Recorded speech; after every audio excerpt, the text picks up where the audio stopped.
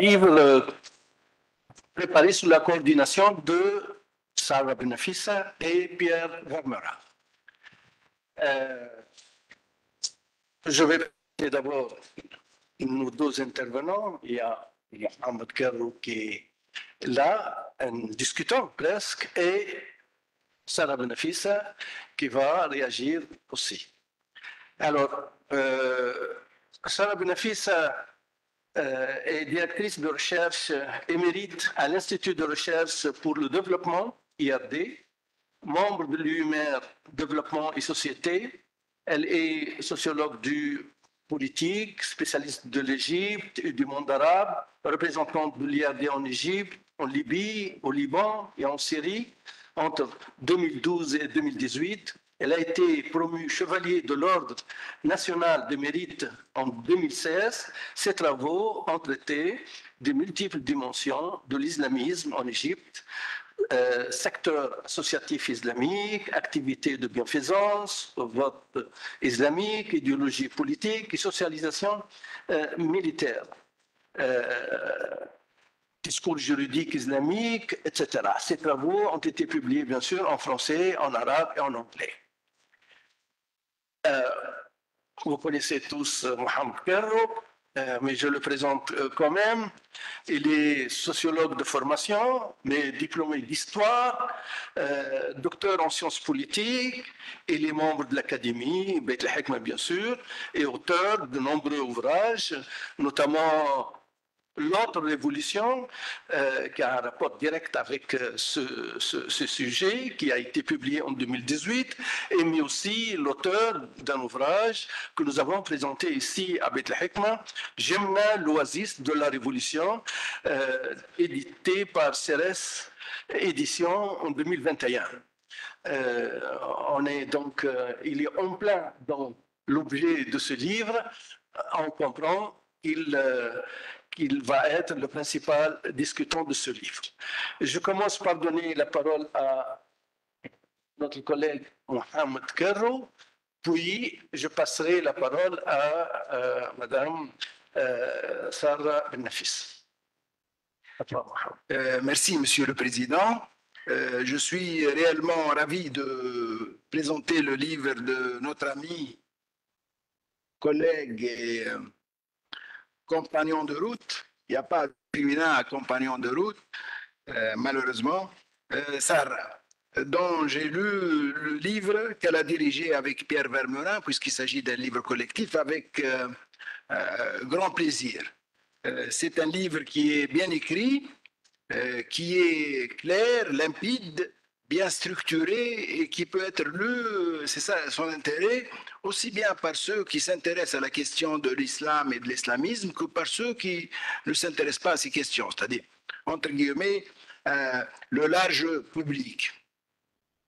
N'est-ce pas? Alors, au lieu de présenter d'une manière classique ce livre, qui n'a pas lieu d'être puisque Sarah va en parler en long et en large, comme on dit, je vais me limiter à la méthodologie de ce livre, c'est-à-dire à l'objet d'étude, à la problématique, à l'hypothèse et à la thèse développée par le livre, puis poser 2 ou 3 questions juste pour susciter le débat. Donc je ne serai pas long.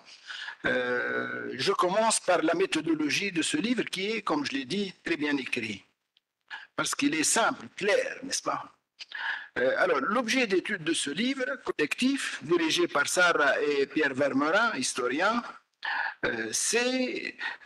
porte sur l'organisation des frères musulmans, ayant pris le pouvoir dans 2 anciens États arabes, à savoir l'Égypte et la Tunisie, après la chute du régime autoritaire suite au soulèvement que nous connaissons tous, que vous connaissez très bien, le soulèvement de 2011. Alors, donc l'objet est vraiment a pour point focal l'organisation des frères musulmans et en particulier incarnée par 2 partis, aussi bien en Égypte qu'en Tunisie. La problématique, quant à elle, est déclinée en une série de questions énoncées dès la page 9. Alors, toute une série de questions qui pourraient constituer une problématique, à savoir pourquoi les acteurs politiques islamistes ont-ils ramassé la mise de ces deux révolutions? Quelles sont les différences entre les diverses tendances islamistes et pourquoi les frères musulmans sont-ils leurs principales composantes? Pourquoi la recherche académique à leur sujet s'est-elle tant trompée en les présentant comme l'équivalent musulman des démocrates chrétiens? Que veulent au juste les frères musulmans et quel fut ce projet qui les a jetés dans l'impasse pour leur tirer tant d'hostilité? Nous avons là donc une problématique énoncée en une série de questions et qui porte en fait sur deux aspects majeurs. D'un côté, pourquoi les islamistes sont arrivés au pouvoir à la suite de révolutions dites démocratiques, d'une part. D'autre part, pourquoi ont-ils échoué à diriger et ces révolutions et les États dont ils se sont emparés le long d'une décennie? Pour la Tunisie, en 2 années, puisqu'en 2013, il a été mis fin à l'expérience des frères musulmans en Égypte. Voici donc la problématique du livre qui est énoncée au début et à la fin et tout au long des textes qui sont, comme je l'ai dit, qui constituent ce livre collectif. Alors, l'hypothèse qui est également énoncée est la suivante. L'hypothèse que présente ce livre est la suivante. C'est l'incapacité des islamistes à récupérer à leur profit les nationalismes particuliers de l'Égypte et de la Tunisie. Donc, quelque part, les nationalismes des États ont triomphé des islamistes. Ça, c'est l'hypothèse avancée, l'hypothèse de départ, disons, avancée par ce livre. Et on en vient maintenant à la thèse, qui est l'enjeu à la fois théorique et empirique du livre, à savoir la dynamique contradictoire qui existe dans ces deux pays et qui a fait éclater ce projet islamiste. C'est d'un côté, il y a une forte demande de l'État, de la part des administrés, des gouvernés, et de l'autre, il y a ce projet islamiste qui voudrait déconstruire l'État, qui voudrait décortiquer l'État, qui voudrait le déstructurer. Donc, voici les deux dynamiques contradictoires, et en fin de compte, c'est la demande forte de l'État qui a triomphé du projet islamiste qui voulait détricoter l'État, qui voulait déconstruire l'État national. Voici donc en gros ce que nous dit ce livre. Bien, alors j'ai 3 questions que je voudrais présenter à Sarah pour le débat et pour le public, n'est-ce pas? Alors, première question, c'est un livre comparatif entre l'Égypte et la Tunisie. Ma première question porte sur, quand on compare, on dégage les similarités et les différences.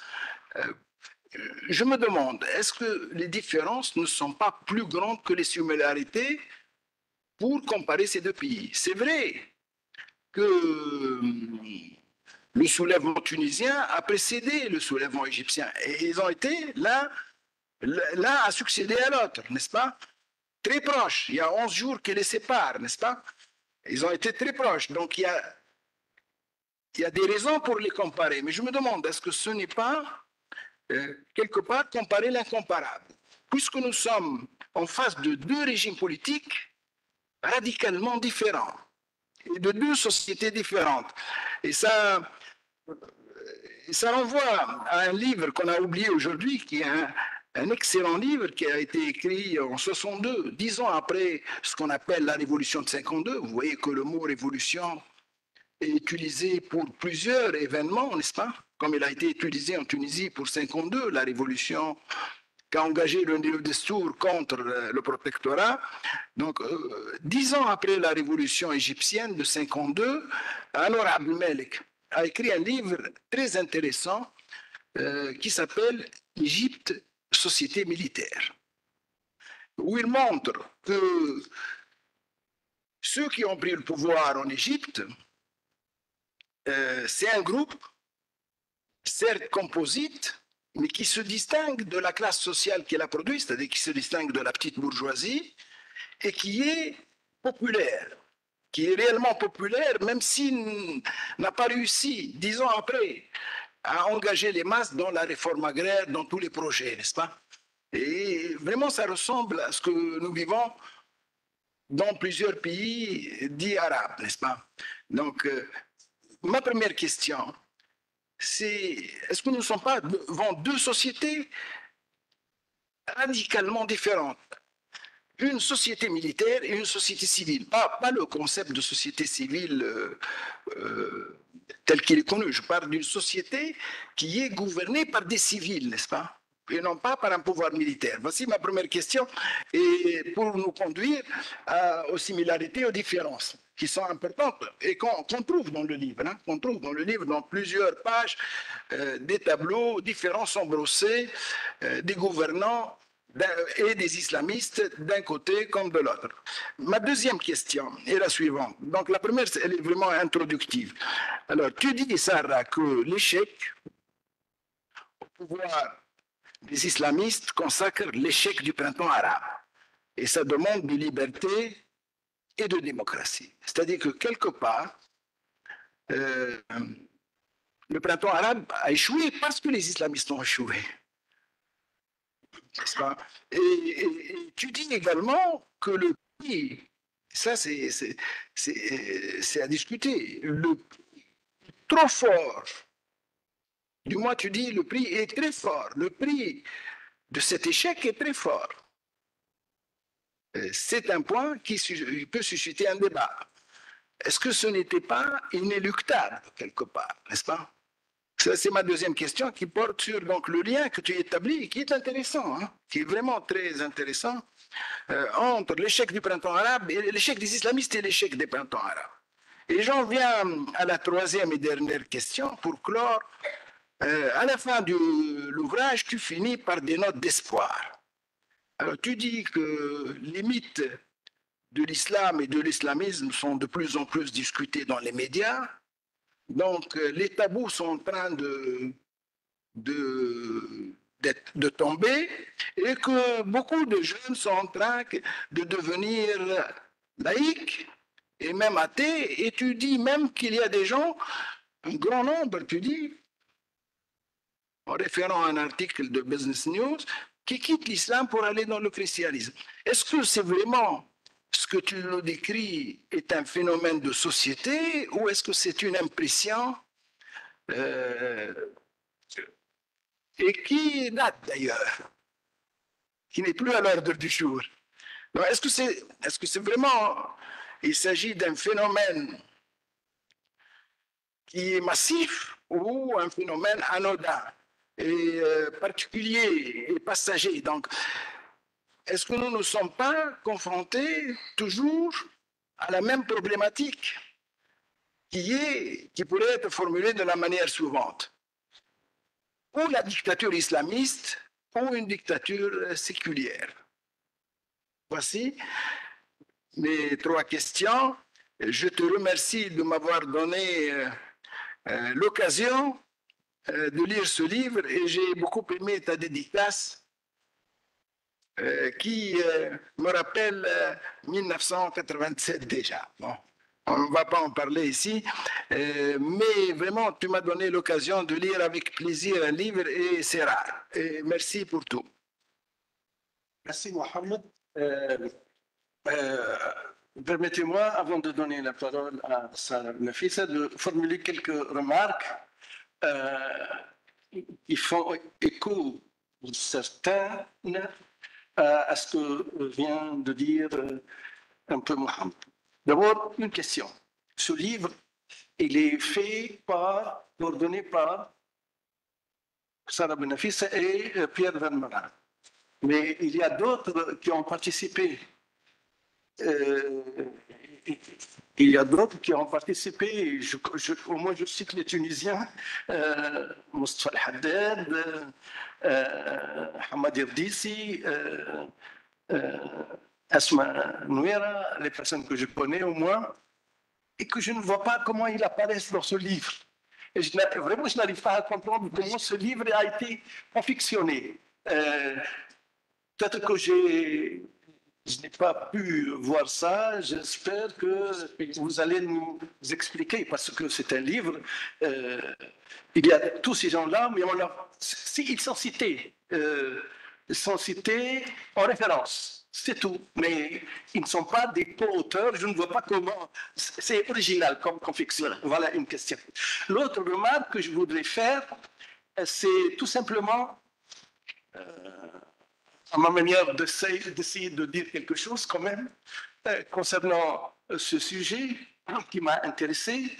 On a deux configurations sociopolitiques.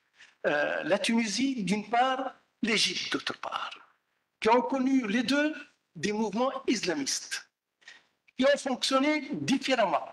Pourquoi?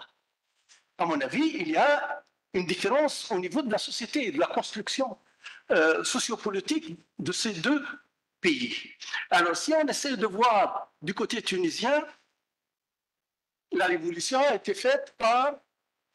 Elle n'a pas été faite par les islamistes. Elle est faite par les gens ordinaires qui ne se disent pas, qui n'annoncent pas une appartenance politique. Elle est faite sans les élites et sans les islamistes. C'est le plus important. Mais on les voit après, cette révolution récupérée par les islamistes et les élites politiques. Alors, quel est le rapport entre ces islamistes et les élites politiques? Je ne vais pas m'étaler là-dessus. Elle va en parler sûrement et elle connaît mieux que moi. Mais ce que j'ai remarqué, moi, que les islamistes sont eux qui ont inventé ce slogan. Déjà, les islamistes sont quelque part, il y a une tension quelque part entre les islamistes et les élites politiques. Mais cette tension a été gérée par les deux, islamistes et élites politiques. C'est ce qui a fait que cette coopération a duré quand même pendant des années, jusqu'au 25 juillet 2021. Par contre, quand on essaie de jeter un regard maintenant sur la dynamique politique en Égypte, il n'y a pas cette... peut-être que j'ai mal compris, hein, il n'y a pas cette congruence entre élite politique et islamiste en Égypte. Ce qui fait que les islamistes n'ont pas duré longtemps, très vite, ont été évincés par qui? Par l'armée, par les élites politiques, etc. Donc il y a deux dynamiques qui sont totalement différentes. Peut-être que j'ai mal lu, mais en tout cas, je vous remercie pour ce livre intéressant et instructif que j'ai lu personnellement avec beaucoup d'intérêt et de plaisir. Et je vous cède la parole. Alors, merci beaucoup pour votre invitation. Merci donc de votre présentation. Alors, avant de commencer, donc j'ai fait un plan moi, pour vous présenter le bouquin, mais je voudrais rapidement répondre aux deux questions comme ça avant de les oublier. Alors, Mohamed, tu as dit quand même il y a une bonne différence entre la Tunisie et l'Égypte au niveau de c'est la question du comparatisme, au niveau du régime politique qui est différent, au niveau de la structuration sociale, etc. Ça, je ne peux être que d'accord avec toi. En Tunisie, on n'a pas notamment une des particularités du régime égyptien, c'est le rôle politique de l'armée. Ça, c'est très important. Et ça, je l'ai constaté moi-même au moment où il y a eu le soulèvement en 2011, etc. Comment un des éléments qui m'a frappé, moi, ça a été au moment où les manifestants ont conquis la place Tahrir, hein, c'est-à-dire le 28, hein, c'est ça, 3 jours après le début du soulèvement, 3 jours après le 25 janvier, ben les manifestants, et j'avais des amis manifestants qui sont rentrés à la place Tahrir, ils sont rentrés en même temps que l'arrivée des chars d'armée. Et ça n'avait pas l'air de leur poser un problème. Ah oui, j'ai appelé des amis, ah, elle est où l'armée avec nous? Bon, d'accord. Première chose. Deuxième élément, donc un entretien, un rapport avec l'armée qui est très, très particulier. Il y a beaucoup l'armée. Deuxième chose, quand Moubarak a démissionné, il est parti, il a remis le pouvoir à la direction de l'armée. Mais si on suit la constitution égyptienne, il aurait dû remettre le pouvoir à la haute cour constitutionnelle. Ils ne l'ont pas fait. Et les gens étaient contents, ils prenaient des photos sur les chars d'armée, etc. Donc ça c'est très important, le rôle de l'armée est très important en Égypte. Mais par contre, là où je ne te suis pas, et ça je vais essayer de vous expliquer ça tout à l'heure, il est faux de croire que le coup d'État qui s'est passé le 3 juillet 2013 en Égypte est uniquement fomenté par la direction de l'armée qui voulait récupérer ses privilèges, etc. Il y a eu une demande d'intervention de l'armée dans le jeu politique, principalement par qui? Par les élites médiatiques, intellectuelles. C'est eux qui ont préparé et qui ont appelé à l'intervention de l'armée dans le jeu politique. Ça, c'est très, très, très important. Maintenant, la deuxième question, alors là, j'ai oublié, je crois. Oui, c'est votre question à vous, par rapport à cet ouvrage. En effet, d'ailleurs, j'ai prévu, moi, de vous parler de la manière dont on a confectionné l'ouvrage. Ce n'est pas un ouvrage collectif classique comme on le connaît dans le monde académique. Dans le monde académique, on fait des bouquins dans lesquels les coordinateurs, on les trouve coordonnés par Sarah Benefissa, par Hamad Abdis, etc. Et puis après, on ouvre, ils font une introduction, et puis après, on ouvre et on trouve les articles de chaque personne. C'est-à-dire qu'un tel, Hamoud Karl a écrit, il signe son papier, puis après un deuxième article, un quatrième article, et chaque co-auteur signe l'article en question. Non, ça, c'est pas du tout ça, et ça a été fait partie de l'accord que nous avons fait avec Odile Jacob. Odile Jacob, ce sont eux qui ont publié ce bouquin-là, et cette maison d'édition n'aime pas beaucoup ce type d'ouvrage collectif, parce que de manière générale, avec ce type d'ouvrage collectif, il demeure réservé à un public académique universitaire. Eux, ils veulent que ce soit collectif, d'accord, mais comment on a fait? Toutes les personnes qui ont participé ont envoyé leur participation en fonction des sous-thèmes qu'ils ont traités sur le grand thème des frères musulmans au pouvoir. Et en fait, il y a eu tout un travail de réécriture et de synthèse. Ça a commencé par moi, puis après ça a été Pierre Vermeuren. Moi, parce que par la force des choses, étant donné que je suis spécialiste de l'Égypte, mais en même temps tunisienne et connaissant le monde académique tunisien, j'ai commencé par tout réécrire, et puis après Pierre Vermeuren a tout réécrit. Et donc, l'idée, c'est qu'on présente au public un produit écrit de la même manière. Et là, c'est plus facile à lire, c'est plus facile à comprendre. Donc c'est pour ça, la facture du bouquin, elle est comme ça. C'est un voilà. style. C'est un style, c'est un style. Il fallait que ce soit le même style. Voilà. Alors, maintenant, je commence par l'introduction. Alors, d'abord, je voudrais vous parler des circonstances dans lesquelles ce bouquin a été fait. Et puis après, je vous parlerai des questions principales qu'il pose. Je vous parlerai également de la thèse centrale qu'il défend et qui concerne les deux pays. La thèse centrale concerne les deux pays. Après, j'aborderai l'Égypte et je montrerai justement comment cette intervention de l'armée a été légitimée et demandée, préparée principalement par l'intelligentsia médiatique, culturelle et intellectuelle égyptienne. Et sur la Tunisie, je mettrai l'accent sur le grand malentendu qu'il y a eu entre le mouvement Nahda et ses électeurs. Puis après, je ferai une petite montée en généralité sur la question de l'islam et de l'islamisme dans les pays de la région et sur l'importance que la réforme du discours religieux ne reste pas enfermée dans les cénacles du monde académique, mais qu'elle se propage à l'intérieur des sociétés elles-mêmes. Alors, la rédaction de ce bouquin, c'est donc le fruit de deux rencontres principales. La première rencontre, ça a été la rencontre avec Pierre Vermeuren. Je l'ai rencontré ici en 2020, je ne le connaissais pas, on connaissait nos travaux réciproques, mais on ne s'était jamais vus. Et en fait, on s'est rencontrés ici à Tunis, parce que lui, il travaillait à l'IRMC ici à Tunis pour une année. Et alors, Pierre Vermeuren, c'est un spécialiste du Maghreb, et surtout, il a commencé par faire une thèse de doctorat sur le Maroc et sur la Tunisie. Sa thèse de doctorat porte sur la formation des élites au Maroc et en Tunisie. Et je rappelle comment dans son jury, il y avait un historien tunisien très important, Mohamed Hedissi. Et donc, une des particularités, la rencontre s'est bien passée avec Pierre Vermeuren parce qu'il a également une caractéristique très positive dans son parcours, c'est qu'il collabore beaucoup et il publie beaucoup avec les chercheurs des pays sur lesquels il travaille. Et ça, c'est très important. Moi, j'appartiens à une institution de recherche qui s'appelle l'Institut de recherche pour le développement et dans lequel on demande aux chercheurs de travailler en collaboration avec les chercheurs des pays sur lesquels on travaille. C'est le fait que, par exemple, moi, j'ai beaucoup publié avec des Égyptiens, j'ai publié en arabe, j'étais très faible en arabe, j'ai amélioré mon arabe et j'ai publié en arabe, et on publie avec les chercheurs locaux. On ne fait pas de la recherche à la place des chercheurs locaux. Et ça, c'est très important. Donc, d'ailleurs, je remarque, je note également que Pierre Vermeuren, donc, il a cet aspect très positif. Il a été à l'IRMC et là, il se présente pour la direction de l'IRMC cette année. J'espère qu'il sera retenu.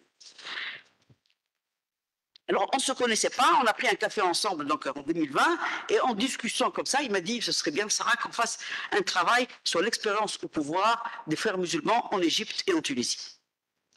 Alors, cette rencontre s'est faite en 2020. 2020, c'est-à-dire quelques mois à peine avant ce qui s'est passé le 25 juillet ici en Tunisie.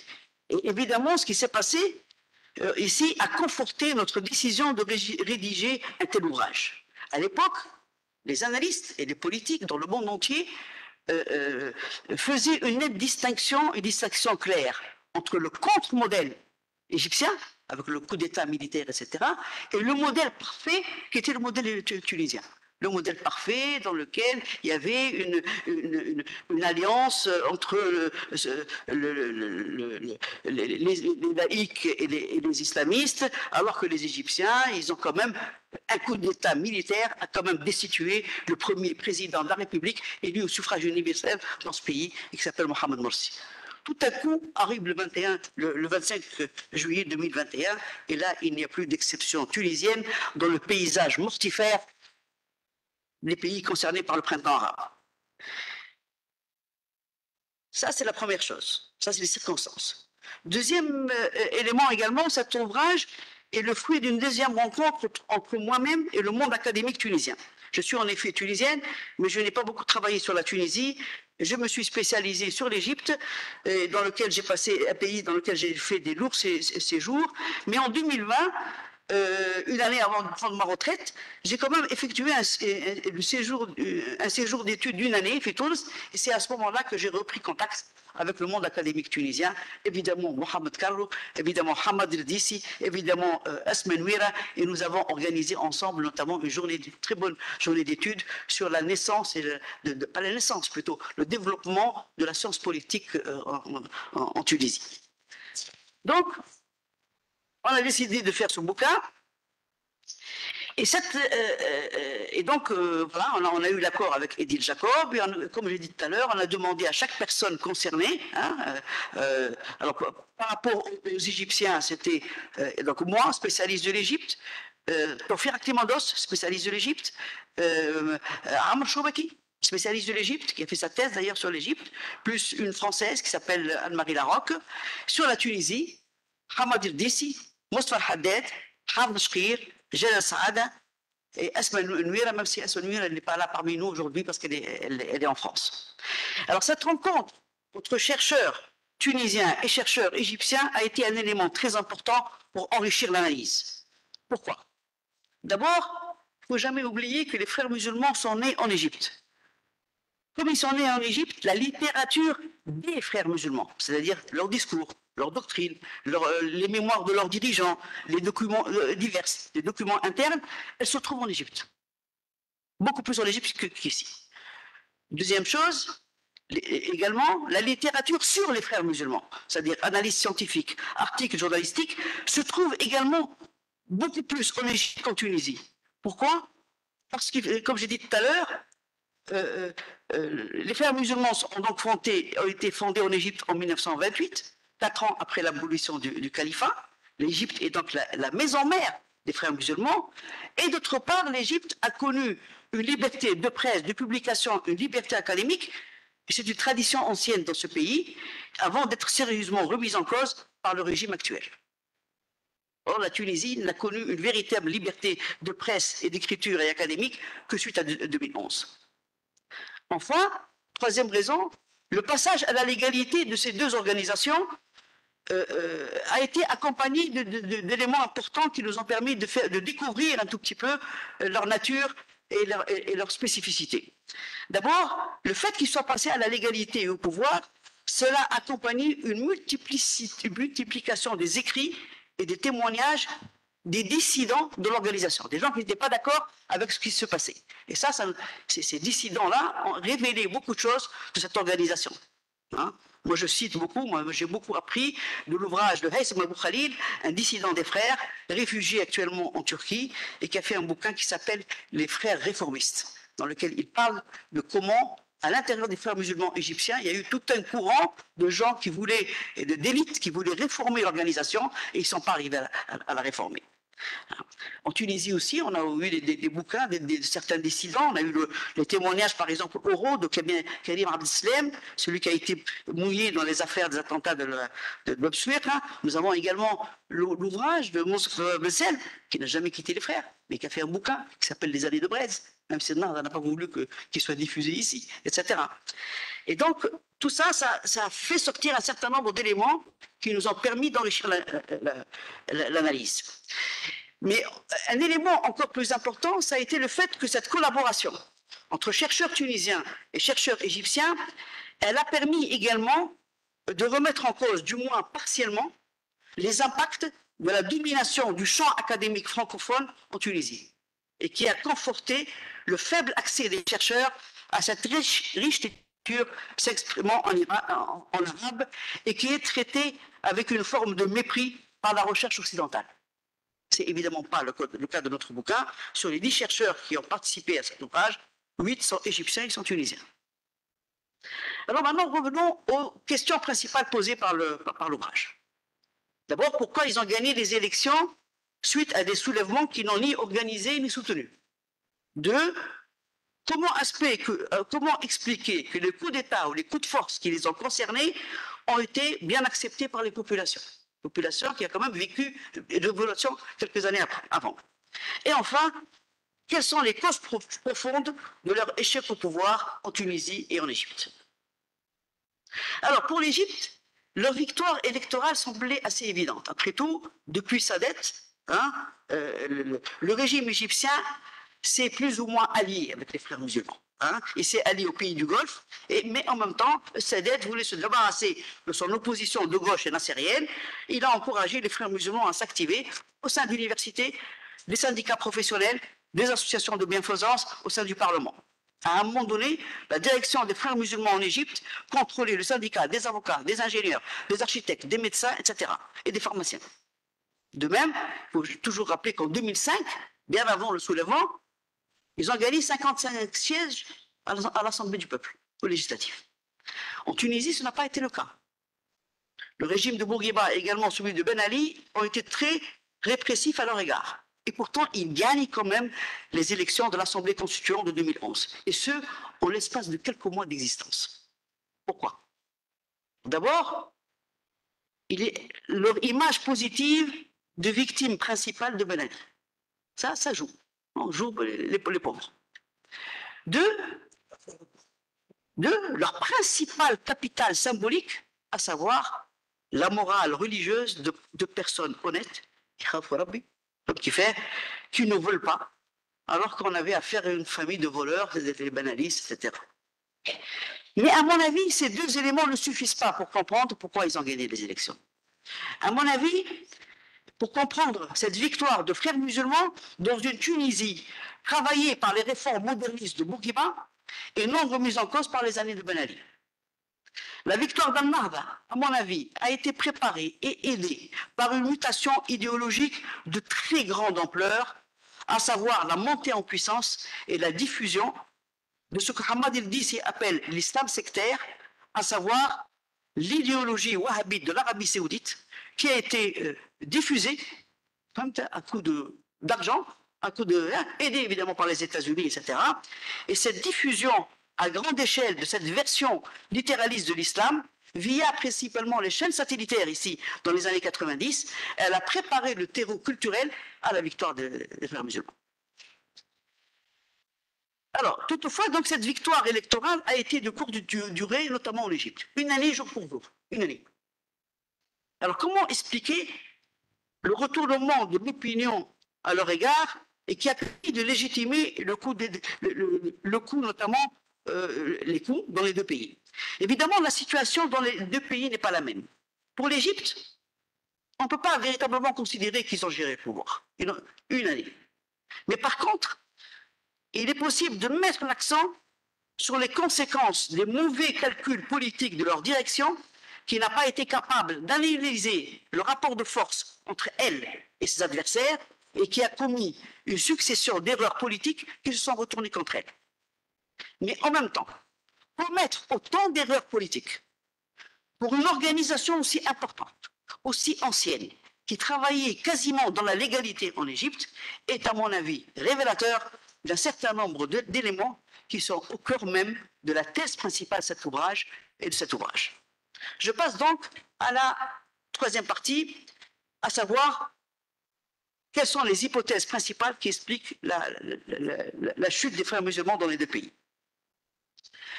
La thèse centrale que nous défendons est la suivante. Deux éléments principaux caractérisent les frères musulmans, la doctrine des frères musulmans. Un, leur absence d'une vision positive de l'État capable de réformer le politique, l'économique et le social. Deux, la caractéristique, ça c'est très important, la caractéristique sectaire de leur organisation, à la fois source de leur très grande force, mais en même temps source de leur très grande faiblesse. Passons au premier élément, à savoir l'absence d'une vision positive de l'État.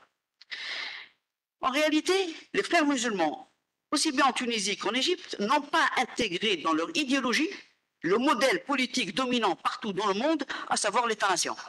L'État-nation. Ce dernier est actuellement en crise, à cause notamment de la mondialisation. Mais jusqu'à aujourd'hui, c'est le seul qui existe.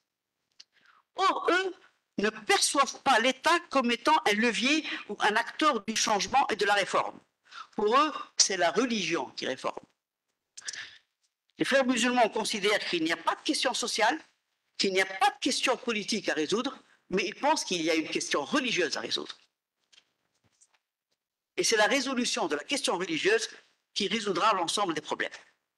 Là, je vous cite une phrase du parti Liberté et Justice fondé par les frères musulmans en Égypte. Il dit « Le parti vise la réforme religieuse de l'individu, de la famille, de la société et du gouvernement.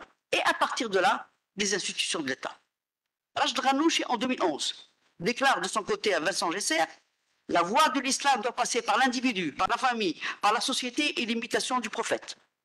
Il faut commencer par l'individu avant de réformer l'État. Il faut réformer religieusement la société. » Alors pour comprendre cette particularité idéologique des frères musulmans, il faut lire les écrits de leurs principaux théoriciens, et principalement Sayyid Qutb, qui a systématisé avec un langage arabe moderne les principales idées de leur fondateur Hassan al-Banna. Sayyid Qutb estime tout simplement que les sociétés musulmanes actuelles sont retombées dans la jahiliya. La jahiliya, c'est-à-dire l'ère de l'ignorance avant l'apparition de l'islam. Pourquoi? Parce qu'elles imitent les sociétés musulmanes actuelles, enfin arabes, elles imitent les sociétés occidentales modernes qui, elles, sacralisent l'État au détriment de Dieu et ont remplacé Dieu par un État créateur de droit, alors que c'est la loi religieuse qui doit régir les sociétés musulmanes. Et ce qui renforce cette vision négative de l'État, c'est qu'il s'agit d'un État-nation qui divise la communauté musulmane. Or, le projet des frères, c'est l'unification de la Oumma et la construction d'un califat mondial. Les frères prônent d'abord et avant tout le lien religieux et non pas le lien national. La nation est qualifiée de poison amer ou de poignée de terre infecte par Sayyid Qutb. Et Rachd Ghannouchi lui-même, en 2011, dans un de ses écrits, il dit la chose, il dit, on a la source évidemment, dit qu'il redoute que les islamistes eux-mêmes, c'est-à-dire que les propres membres de Nahda, ils redoutent que les islamistes eux-mêmes aient accepté d'avaler l'appât empoisonné, amer et dégoûtant que représente le Qutr. Évidemment, parler de Sayyid Qutb pour analyser les frères musulmans d'aujourd'hui apparaît comme une grave erreur d'analyse, voire même comme une hérésie. Selon la doxa académique occidentale, l'idéologie de Sayyid Qutb doit être réservée pour analyser les groupes djihadistes et terroristes qui sont passés à la violence. Nous ne sommes pas d'accord avec les propos du monde occidental. La doctrine de Sayyid Qutb est fondamentale pour comprendre non seulement l'idéologie des frères musulmans, mais également la nature et la spécificité de leur organisation. Donc, deuxième caractéristique des frères musulmans, leur organisation, la nature sectaire de leur organisation. Le Tanvim, ou les Égyptiens pour le Jama'a ou le Tanvim. Qui est en vérité, leur organisation, c'est une sorte de secte dont l'objectif principal est de fabriquer le vrai musulman. Sous-entendu que les musulmans normaux, c'est-à-dire les Tunisiens, les Égyptiens, les Jordaniens, etc., ordinaires, ne sont pas des vrais musulmans. En 2014, a été publié un ouvrage d'un cadre de Nahda qui s'appelle « Les particularités organisationnelles et structurelles du mouvement islamique en Tunisie ». Je cite un paragraphe qui a été mis en avant d'ailleurs par Jalal Saad dans un de ses articles. Je cite un paragraphe de cet ouvrage, il dit, écoutez bien, à travers la formation délivrée par l'organisation, à travers la formation, l'individu affilié à l'organisation reçoit les bases de l'éducation islamique. Cette éducation permet de le purger des akhlaq jahiliya, la morale anti-islamique, de rectifier le relâchement de ses mœurs, de le libérer des déviances religieuses qui le conduisent à associer un autre Dieu à Allah. Ce n'est qu'ensuite qu'il sera procédé à son remplissage avec la morale supérieure de l'islam. Si on ne considère pas ça comme les musulmans normaux, comme des non-musulmans, c'est tout à fait ça. Alors, et cette phrase donc confirme bien que la perception des frères musulmans sur les musulmans ordinaires, si je peux dire, c'est qu'ils ne sont pas des vrais musulmans. Alors, sur l'organisation des frères musulmans, il y a une littérature très très importante sur la manière, sur leur organisation, sur la manière dont ils sélectionnent les individus. Et cette littérature, elle tourne autour de ce qu'ils appellent la prédication individuelle, da'wa al-fardiyya. Alors, les frères musulmans considèrent que la da'wa amma, c'est ce que font par exemple les imams dans les mosquées, dans lesquels ils donnent des conseils à tout le monde, il faut faire ceci, il faut cela, le Coran a dit cela, la sunna, etc. Mais eux, ils se particularisent parce qu'ils s'appellent da'wa al-fardiyya, la prédication individuelle, pas la prédication en général. Et c'est quoi cette prédication individuelle? C'est la manière dont ils se prennent pour attirer et intégrer des membres normaux, si je puis dire, musulmans ordinaires, pour intégrer l'organisation. Et là, on s'aperçoit, en lisant cette littérature énorme là-dessus, en Égypte, il y en a plein de cette littérature-là, et qui n'a jamais été pris au sérieux par le monde académique français, notamment. Il te montre comment, en réalité, intégrer les frères musulmans, c'est pas le Parti communiste ou le Parti socialiste, c'est pas je tape à la porte, je suis d'accord avec vous, je veux adhérer. Non. Il faut être sélectionné. Il faut être coopté. Et on accepte ça au bout d'un certain nombre de temps. Donc, c'est fait. Alors, et ça commence comment? Ça commence dans les mosquées généralement contrôlées par les frères musulmans. Ça commence dès l'âge on repère les individus, enfin les gamins à partir de l'âge de 8 ans, 9 ans, 10 ans. On les repère dans les mosquées, on les repère dans les écoles, on les repère chez les scouts, dans les clubs sportifs, etc. Et on les attire. Donc l'intégration aux frères musulmans n'est ni libre ni volontaire. Il faut d'abord être sélectionné et coopté. Avant de devenir un membre à part entière, la future recrue est prise en charge par une demi-dizaine d'éducateurs, et ça peut prendre des années. On ne devient pas frère musulman qu'un membre à part entière en l'ayant payé, etc., au bout d'un minimum d'une dizaine d'années. On commence par... je ne veux pas rentrer dans les détails. Et la formation, ce qui est intéressant à dire, c'est que la formation et la socialisation de ces membres, les réunions qu'ils font, etc., elle est avant tout religieuse et morale. Et la formation politique est quasi inexistante. On dit la formation politique, elle est plus souvent réservée aux chefs. Mais la formation des membres des frères musulmans, elle est... Voilà. Et parmi les critères de recrutement et d'avancement au sein de l'organisation, il y a la fidélité, l'obéissance, la capacité à exécuter et non pas à innover ou à prendre des initiatives. Ça, c'est la particularité de l'organisation des Frères musulmans. Et tout ceci explique d'une certaine manière l'originalité de leur exercice du pouvoir. Il ne s'agit pas de réformer à travers des politiques publiques mises en œuvre par des appareils d'État, mais il s'agit de placer l'État et la société sous le contrôle de leur organisation composée de vrais musulmans. C'est ce qu'ils appellent le tamkin. On place des gens, on place. Hein. C'est ce qu'on appelle le tamkin, qui vise à pérenniser leur domination, qu'ils soient au pouvoir ou dans l'opposition, et qui se réalise à travers les nominations de leurs membres au sein de l'administration, des associations, dans le noyautage des partis politiques, y compris et surtout s'ils sont hostiles aux frères musulmans. Hein. Et ça, en Tunisie, ils ont fait beaucoup de choses là-dessus. Hamad est plutôt Hossein Demmessi. Il a estimé que pour les seules années de 2012-2013, 90 000 personnes ont été intégrées par les frères dans les différents courants étatiques. Alors, une des conséquences de ce type d'organisation, hein, qui transforme l'individu, le musulman ordinaire, en vrai musulman, hein, c'est la sacralisation de leur organisation. Il n'est pas étonnant donc, que les frères musulmans sacralisent leur organisation et la placent au-dessus de l'État, car composée de vrais musulmans, qui sont les frères musulmans. Alors, je voudrais vous raconter une anecdote qui est très significative. En Égypte, alors que Morsi était au pouvoir, et Morsi, le président frère musulman, et que les frères musulmans avaient obtenu le droit d'obtenir un parti politique, ils ont tenu à ce que leur organisation, qui n'avait pas d'existence légale, que l'organisation continue à fonctionner, et lui ont même construit un très grand palais sur la colline de Moab, au-dessus du Caire, alors qu'ils avaient un parti, ils avaient un de leurs membres qui était président de la République. Alors évidemment, les opposants, ils disaient quoi ça? Pourquoi vous maintenez votre organisation? Vous êtes passé à la légalité. Alors vous allez écouter la réponse qu'a fait un de leurs dirigeants, Khaled Chatr. Il l'a dit publiquement, hein, c'est pas. Il a dit nous croyons que notre mission ne peut être menée à bien qu'au moyen d'une jama'a puissante. D'ailleurs, il dit c'est la même idée que celle exprimée par son éminence, le calife Omar ibn Khattab, parce qu'il a déclaré qu'il n'y a pas de religion sans jama'a, pas de jama'a sans leader, et pas de leader sans obéissance. Il n'est pas possible de se développer en disant la jama'a doit devenir un parti, parce que le parti est un outil né d'une idée occidentale et conçu pour le processus de compétition politique. Mais ça ne forme qu'un seul des nombreux aspects de notre projet. Chaque aspect de la vie doit être islamisé. Et l'instrument principal pour cela, c'est la jama'a. Elle peut créer un parti, elle peut créer des associations, elle peut créer des écoles, mais elle est destinée à demeurer au-dessus de l'État.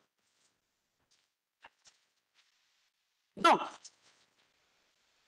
alors, le maintien et cette sacralisation de leur organisation, ce n'est pas fortuit. Il s'agit là du principal signe de distinction et de fierté des frères musulmans, et qui expriment en réalité leur sentiment de supériorité dans le cadre de leur croyance en la sacralité de leur mission et de leur organisation. Je rappelle toujours comment un des membres des frères musulmans, au moment où, donc juste après le soulèvement, il y avait beaucoup de débats à la télévision égyptienne, etc. Et il y avait un grand débat dans lequel il y avait un membre important des frères musulmans avec des opposants laïcs. Et là, il y a eu la querelle a été très, très dure. Et à un moment donné, il se lève, il dit nous sommes vos maîtres. Vous êtes jaloux de nous parce que nous sommes vos maîtres. Là aussi, pour comprendre cette particularité, revenons à la doctrine de Sayyid Qutb. Regardez ce qu'il dit, Sayyid Qutb.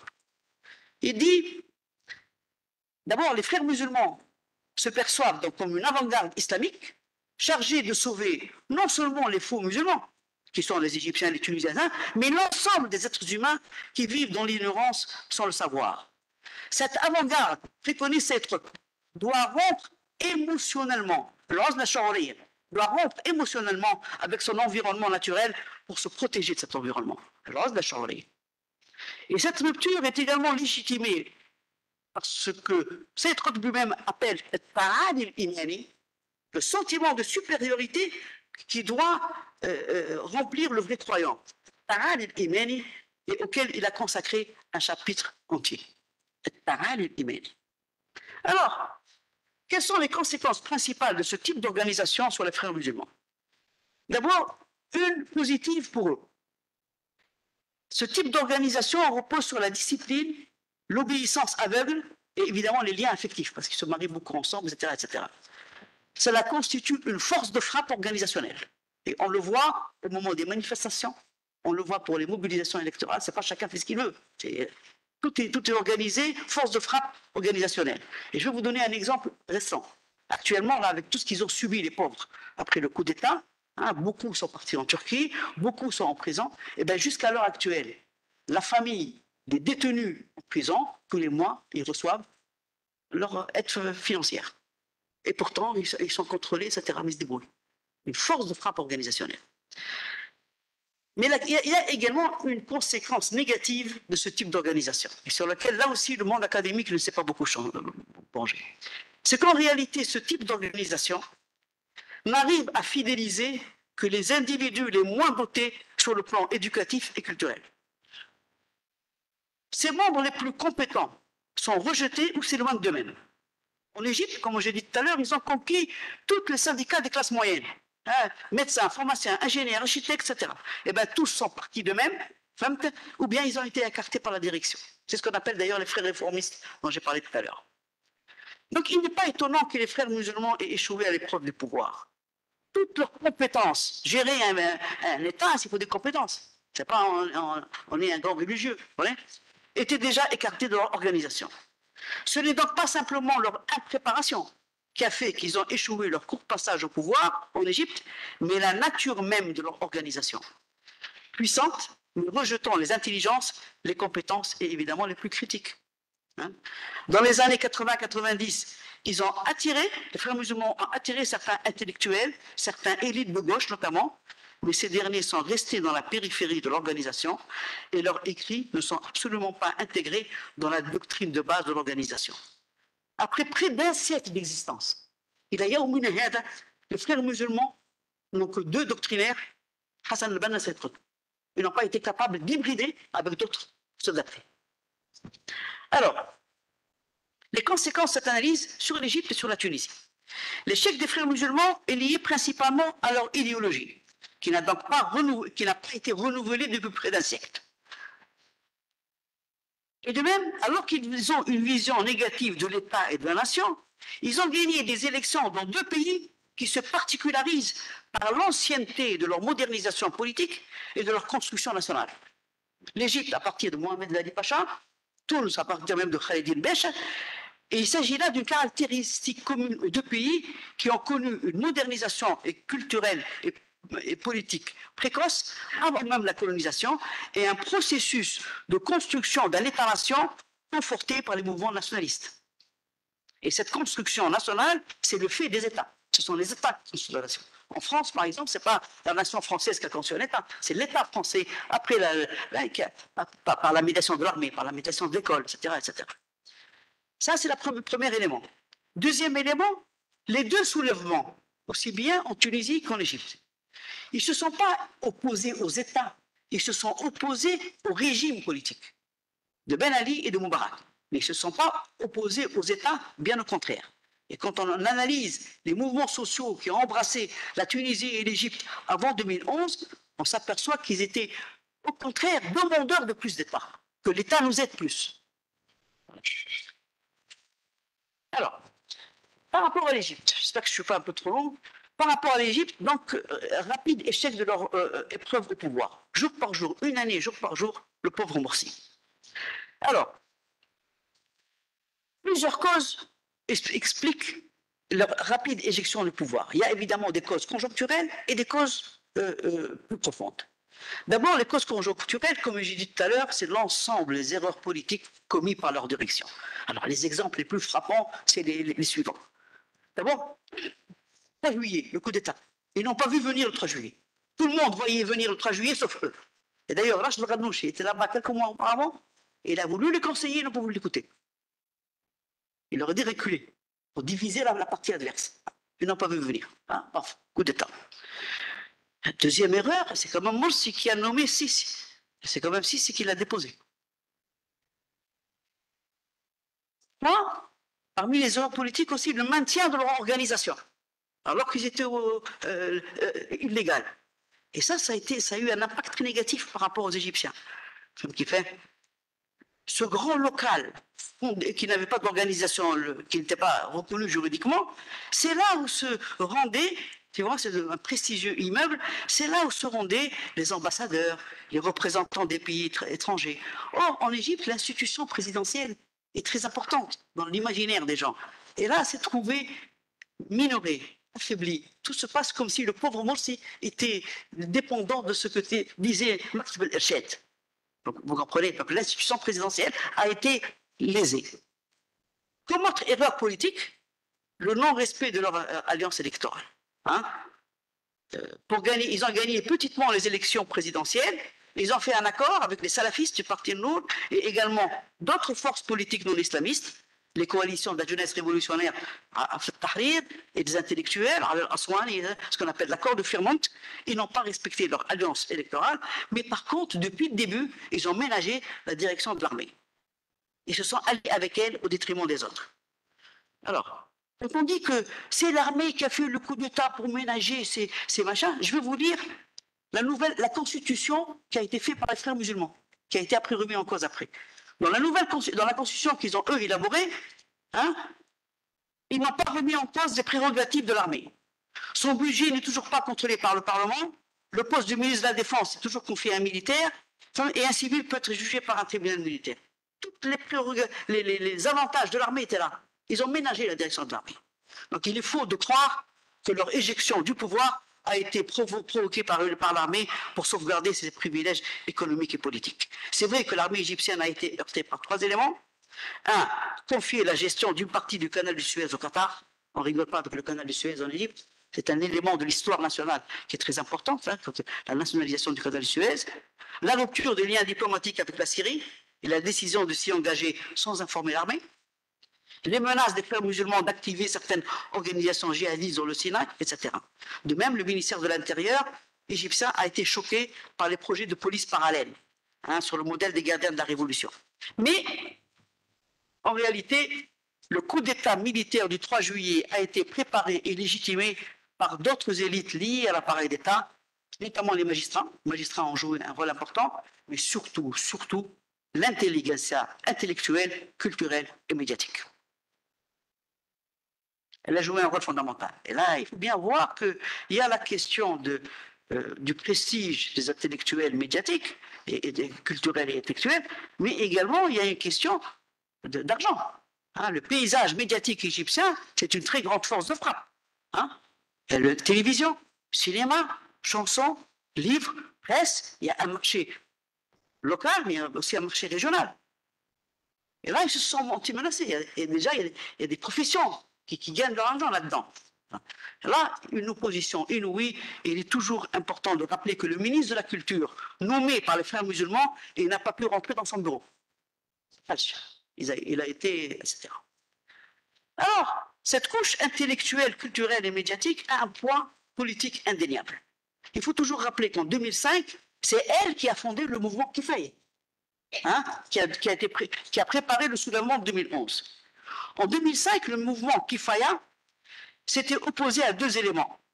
Le projet de succession héréditaire de Gamal Moubarak à son père, et également le projet de ce dernier d'approfondir encore plus le néolibéralisme et le retrait de l'État de ses militants. Dans cette nouvelle configuration, l'intellectuel n'y a plus sa place, ni comme conseiller du prince, ni comme penseur de la réforme sociale, car il doit être remplacé par les nouvelles élites technocratiques et financières autour du secteur privé national et international. Or, le statut de l'intellectuel en Égypte est une construction ancienne. Alain Roussillon a beaucoup travaillé sur le sujet et il dit bien les intellectuels en Égypte se sont particularisés par une vision du monde centrée sur l'État et le devoir de le servir. Il est bon de rappeler qu'avant même le coup d'État de Abdel Nasser en 1952, l'État égyptien avait une mission de réforme sociale, éducative et sanitaire. Je rappelle toujours que le ministère des Affaires sociales en Égypte a été fondé en 1939. On était en pleine monarchie. 39. Écoutez ce que dit le document qui explicite sa création. La création du ministère est née du sentiment d'une responsabilité sociale de l'État envers le peuple et sa volonté d'encourager les efforts individuels dans le domaine social et de faire en sorte que les études, les recherches soient au fondement des projets sociaux. Là, en 2005, les intellectuels, cette couche-là, se sont menacés par les projets du néolibéralisme de la famille de Moubarak, etc.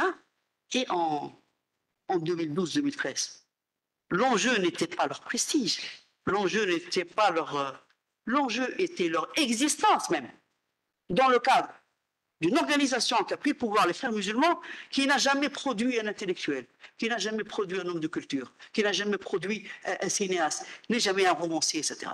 Donc c'était la question de leur existence même qui était posée. D'où le fait qu'ils ont eu un travail inouï pour délégitimer les Frères musulmans tous les jours. Le pauvre monstre a subi véritablement un lynchage médiatique par les médias. Et pire encore, au moment, après le coup d'État, il y a eu la levée de Rabaa, qui a fait près de 2000 morts. Et j'ai vu, de mes yeux vus, des journalistes égyptiens qui ont été très importants pour préparer le soulèvement de 2011, qui fait expliciter aux gens qu'il faut lever le sit-in de Rabaa, il faut faire des morts. Pas beaucoup de morts, mais on peut faire des morts. C'est-à-dire des gens qui ont préparé la révolution de 2011, qui ont légitimé une levée sanglante comme du sit-in de Rabaa. Donc ça, c'est par rapport à... Et je termine avec l'Égypte. Donc je passe maintenant avec à la Tunisie, pour essayer qu'on puisse avoir un débat. Alors, Ennahda, la branche tunisienne des Frères musulmans, a été un acteur dominant pendant près d'une décennie dans la vie politique, sociale et économique, alors même qu'elle a connu une baisse spectaculaire de sa base électorale, comme l'attestent ses résultats électoraux. 2011, 1,5 million de voix. 2014, 947 000. 2019, 561 000 voix. Donc voilà la baisse. Comment expliquer une telle baisse de popularité d'Ennahda? À mon avis, la cause profonde tient au fait qu'ils n'ont pas compris la nature sociale du soulèvement de 2011 et la demande sociale de plus d'État pour réformer la société. Et là, je dis toujours, il ne faut jamais oublier que Bouazizi a voulu se susciter où? Devant le gouvernorat de Sidi Bouzid. Le gouvernorat de Sidi Bouzid représente l'État dans la région. On demande de l'État. On veut que l'État nous aide. Hein? C'est-à-dire devant la représentation, exprimant ainsi une intense demande d'État. Or, hormis les activités liées au Temoukin, qui a visé principalement le ministère de l'Intérieur, de la Justice, etc., le mouvement Ennahda n'a été à l'initiative d'aucune réforme d'envergure relative à la santé, à l'éducation, aux politiques sociales, à l'économie et à la modernisation de l'administration. Ils ont poursuivi l'ultralibéralisme social de la période de Ben Ali, conjugué à une déliquescence des fonctions régaliennes de l'État sur le plan de la sécurité et de la justice, avec les conséquences que l'on connaît. Montée de la sécurité et de la violence du fait du laisser-faire, mais en même temps, évidemment, multiplication des mosquées et des écoles coraniques afin de réislamiser la société via ces deux biais principaux, la femme et l'enfant, via les écoles. Alors là, ce sont deux éléments auxquels on ne rigole pas ici en Tunisie. La question de la femme et la question de l'école. Parce qu'ils font partie de l'identité politique nationaliste des Tunisiens. Alors, il faut toujours rappeler, ça c'est un article de Sénèque que j'avais lu, que le code du statut personnel interne est constitutif de l'identité nationale tunisienne et il a été promulgué avant la constitution du pays. Ça on l'oublie toujours, avant. Pas la constitution, après on a fait le code, non, avant. On trouve bien l'importance du code du statut personnel. Donc, qui fait autre élément, l'école. C'est la pièce maîtresse de la réforme nationaliste de Bourguiba. Et là, je ne peux que citer le témoignage de Bibi Junior, tel que recueilli par M. Mohamed Karou, n'est-ce pas? Regardez ce qu'il dit dans l'interview que lui a fait Mohamed. Il a dit, c'est Bourguiba Junior, il lui a dit la scolarisation intensive avait totalement bouleversé notre pays et nos paysages urbains et surtout ruraux. Au milieu de nulle part, ou de ce que l'on croyait être de nulle part, des cubes blanchis à la chaux balisaient désormais nos bourgs et nos campagnes, accueillant des centaines de milliers d'enfants, filles et garçons, habillés de rose et de bleu. Tout le monde en a vécu ça. Alors, Or, ce que les Tunisiens donc, dénomment aujourd'hui la décennie noire a aggravé la question sociale, le chômage, la perte du pouvoir d'achat, les déséquilibres régionaux, etc. Donc, aucune réalisation tangible pour les citoyens, le chaos environnemental et surtout, le démantèlement et des fonctions régaliennes de l'État, c'est-à-dire au niveau de la sécurité, avec évidemment la montée de la violence, du terrorisme, les assassinats politiques, les départs des jeunes en Syrie, et symptômes même de l'affaiblissement, voire de la dislocation de l'État. Et là, tout se passe comme si il s'agissait d'une sorte de volonté délibérée d'affaiblir l'État. Et là, je cite cette lettre envoyée par le frère musulman Hassan Tourabi à Rachid Ghannouchi en 2011. Voilà ce qu'il dit. Il l'écrit à son collègue. Il dit « Je vous conseille de ne pas commencer à mettre en application le programme d'islamisation avant d'avoir démantelé les États, les institutions de l'État ancien, car elles représentent un très grand danger pour vous. Nous avons expérimenté cela avant vous et nous en avons beaucoup souffert. Il faut que vous détruisiez les institutions de l'administration de l'État laïque maghrébien, car elles vous combattront. Ce n'est qu'après son anéantissement que vous pourrez construire l'État islamique désiré. » Donc voilà, les Tunisiens sont attachés à leur État, sont attachés à leur nation, et là on ne peut que rappeler ce qui s'est passé à la Manouba, avec la question du drapeau, de manière symbolique. C'est une fille qui a fait descendre le drapeau, qui fait enlever la bonne, et là, ne pas rappeler également ce qui s'est passé à Ben Galder.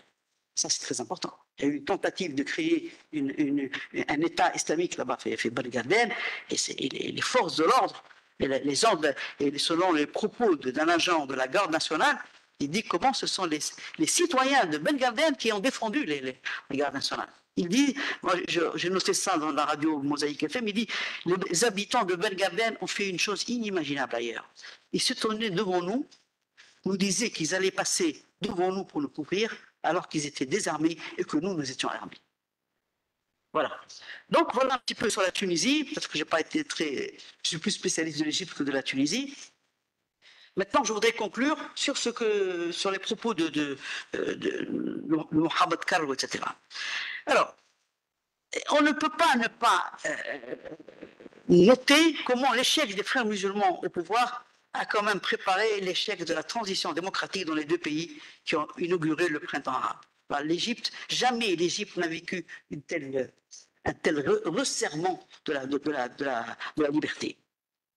Et la question qu'on se pose, est-ce que le monde arabe est condamné à choisir entre la dictature religieuse et la dictature politique ou militaire?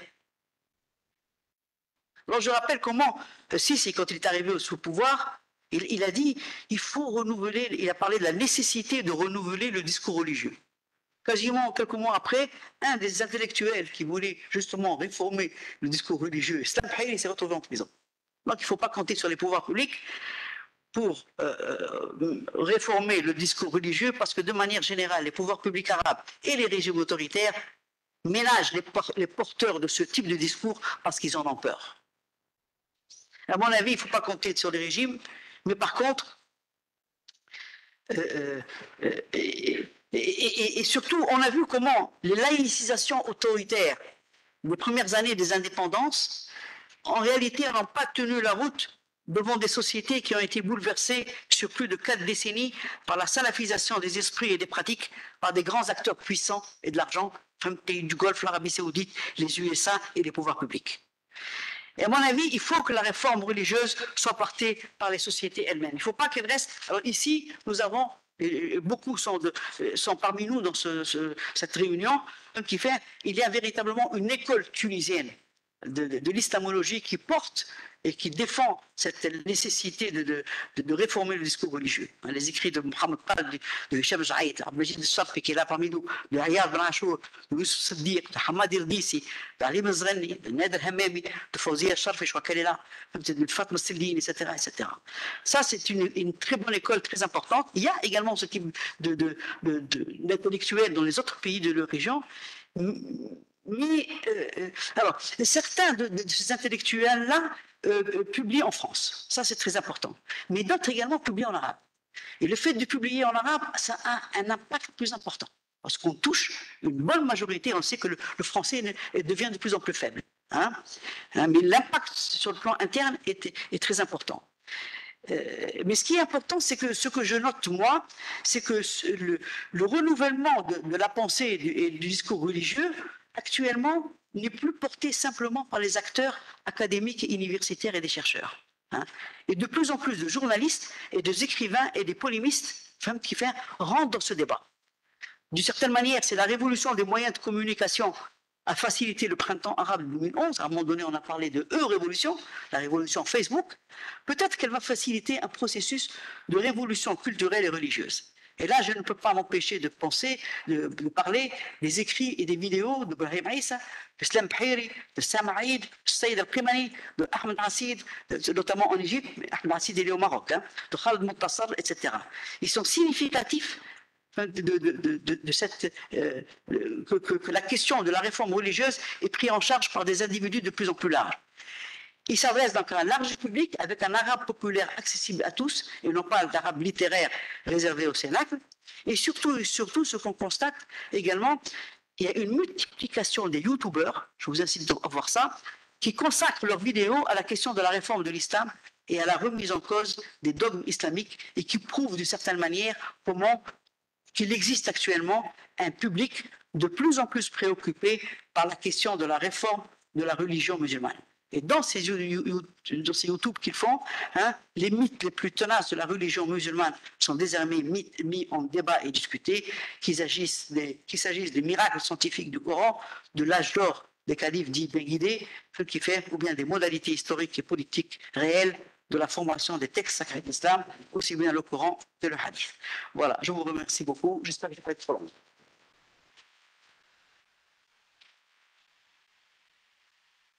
Je vous remercie, Sarah Ben-Nafis, pour cet exposé assez nuancé et profond.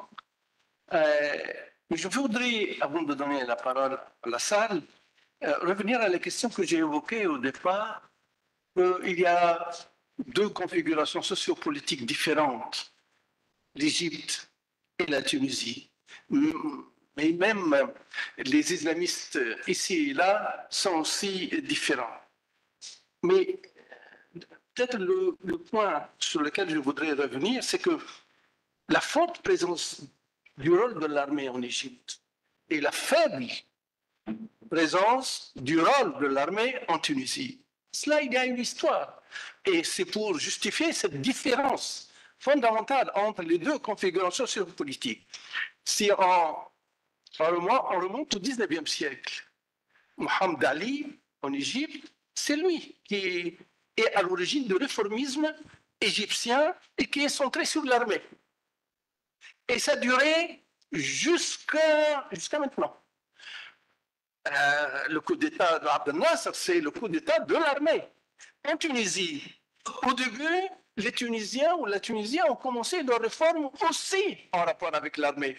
Il faut dire que l'Empire ottoman aussi faisait des réformes centrées sur l'armée. Dans l'Empire ottoman, ça a duré jusqu'à Kemal Atatürk. N'oublions pas que Kemal Atatürk, c'est un officier militaire et il a donné une autre dimension, un changement en Turquie. Je ne veux pas entrer sur ce point, mais pour la Tunisie, les réformes, si on commençait avec Ahmed Bey au milieu du 19e siècle, autour de l'armée, une madrasa al-Harbiya ou Maktab al-Harb, créé en 1840, c'était aussi pour former des officiers, etc. Et ça, c'est important quand on arrive à Khairuddin Toussi.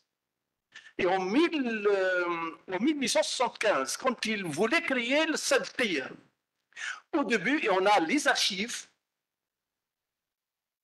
qui montrent bien qu'au début, Sadqiyya, ça devrait continuer Maktab al-Harb. C'est-à-dire, il y a une dimension militaire. Et c'était un objet de débat. Khairuddin et les autres. Mais Khairuddin, il a décidé d'effacer totalement la dimension militaire de la Sadqiyya.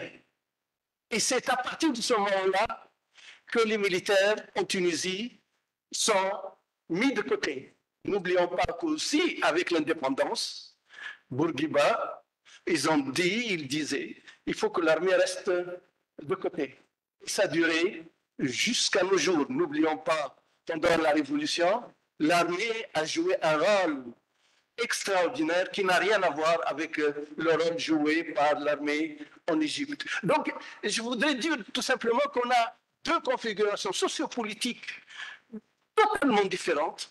La Tunisie d'un côté, l'Égypte de l'autre. Et ce n'est pas par hasard si les dynamiques ou la présence des islamistes ici et là est un peu différente. Excusez-moi de faire cette digression. Je donne la parole à la salle. Oui, s'il vous plaît, présentez-vous quand vous prenez la parole. Merci, je m'appelle Bédix Bouziri Hamza. J'aurais une question à la conférencière concernant le rôle de la Turquie. Turquie, est-ce que la Turquie n'a-t-elle pas joué un rôle modérateur envers les régimes islamistes de Tunisie et Égypte dans le bon sens? C'est-à-dire, si on voit l'expérience turque qui a relativement réussi, Erdogan est un frère musulman, pourquoi n'y a-t-il pas eu je ne sais pas, je vous pose la question, un phénomène modérateur pour justement éclairer un peu plus ces élites islamistes en Égypte et en Tunisie? Merci. Je peux répondre tout de suite à cette question-là. Vous voulez une réponse tout de suite? Oui, c'est parce que c'est comme ça on n'oublie pas. D'accord.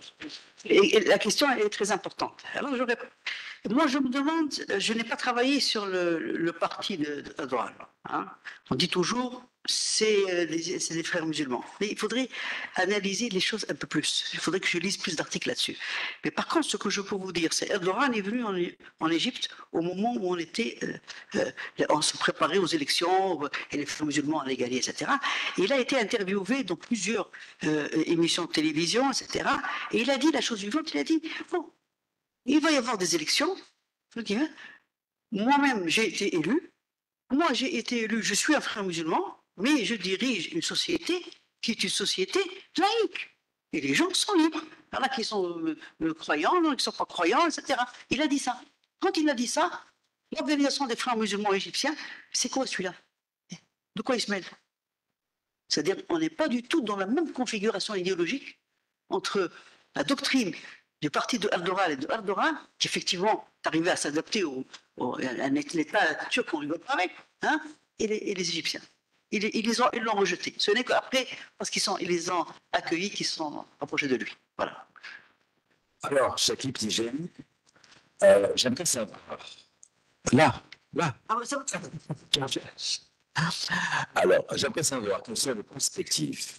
Vous avez là décrit le processus qui a eu lieu entre 2011 et maintenant. Alors, maintenant, à partir de là, quelles sont les perspectives futures? Est-ce que vous pensez que le mouvement des frères musulmans est maintenant une chose du passé? Ou alors, est-ce qu'on va voir une nouvelle forme de frères musulmans? Enfin, voilà, votre réponse. Répondez, c'est mieux. Allez, vas-y. Bon, rapidement, je viens de terminer un article que j'ai publié dans le mois d'octobre dernier dans la revue Moyen-Orient, sur ce que sont devenus les frères musulmans égyptiens. Effectivement, là, ils sont divisés en 3 parties. Une bonne partie sont partis à cause de la répression. La répression a été énorme. Non seulement ils ont mis en prison leur chef, mais surtout, ils ont mis en prison tous les cadres centraux, moyens, locaux, tous en prison. Ils se sont échappés, etc. Donc, alors, il y a beaucoup de divisions entre eux. Beaucoup de divisions. Et il y a eu, à un moment donné, et certains d'entre eux sont passés à la violence, notamment les jeunes, le mouvement kaméliste, les frères. Et ils ont écrit des trucs doctrinaux, et à un moment donné, j'ai eu l'impression qu'un des textes doctrinaux, qu'il y avait une remise en cause. De la manière dont leur propre chef, là où les ont conduits leurs propres chefs. Parce que la majorité des jeunes, c'est des victimes, ils sacralisaient leur direction. Il y a un petit détail maintenant. Dans les prisons égyptiennes, actuellement, ils séparent les chefs des jeunes. Parce que les jeunes attaquent les chefs. Ils leur disent, c'est vous qui nous avez emmenés là. C'est donc il y a eu tout un travail de remise en cause et de critique de leur propre chef. Donc j'ai lu les textes doctrinaux, à un moment donné, il y en avait un qui disait, voilà, les erreurs que nous avons commises, nous n'avons pas fait de politique, nous avons mélangé religion et politique, nous avons voulu, etc., etc. Puis après, il y a un autre texte doctrinal qui est sorti et qui montre qu'ils sont revenus à la même chose. Ça y est, donc vraiment, est-ce qu'ils ont été capables de faire une profonde révision de leurs erreurs? Je ne sais pas. Voilà ce que je peux te dire. Oui, à vous la parole. Ah ben oui, c'est évident. اسمع معلم لو اسمع معلم يعني خلاص مصطفى الحداد يلا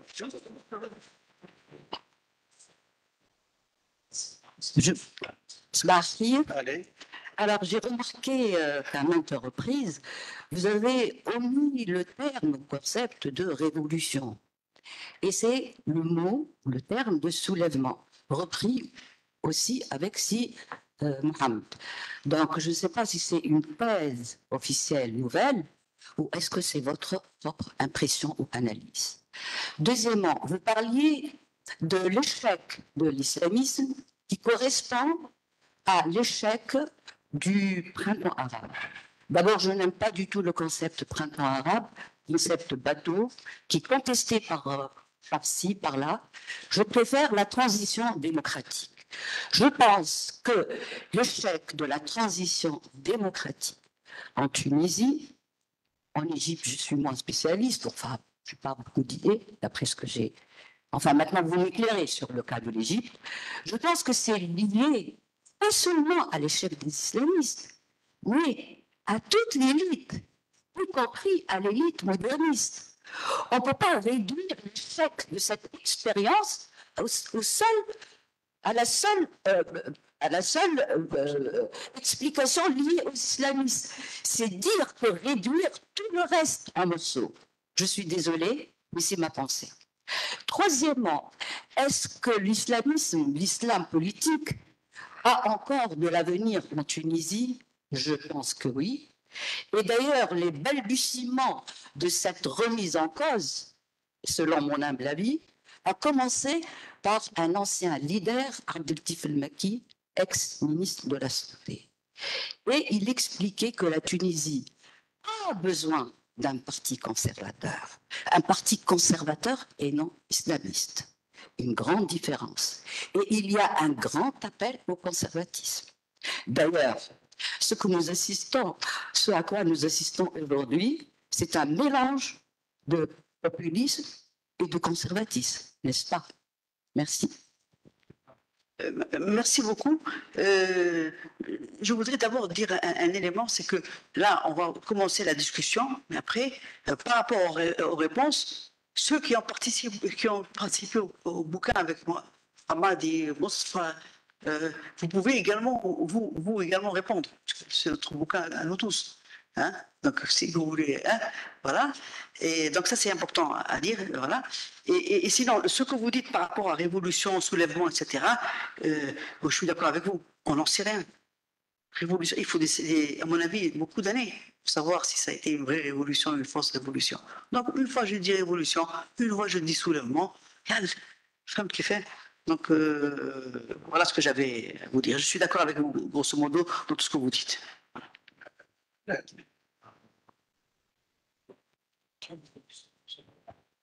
Je vous remercie pour cette conférence intéressante, mais pour ma part, je me demande, je réfléchis sur la question de l'échec.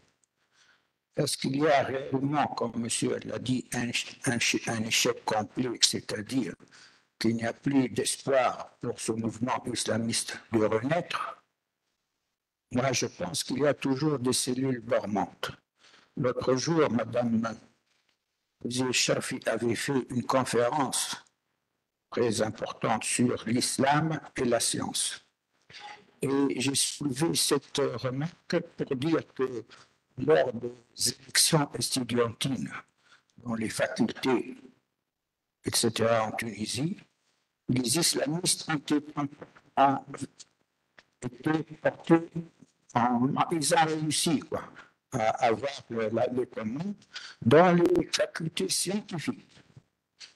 Et je me suis permis de penser que dire que ces gens-là, ces étudiants, sont certainement aujourd'hui fonctionnels, c'est-à-dire ils sont dans l'administration, ils sont quelque part, donc ce qui constitue, à mon avis, chacun une cellule dormante pour le futur éventuellement.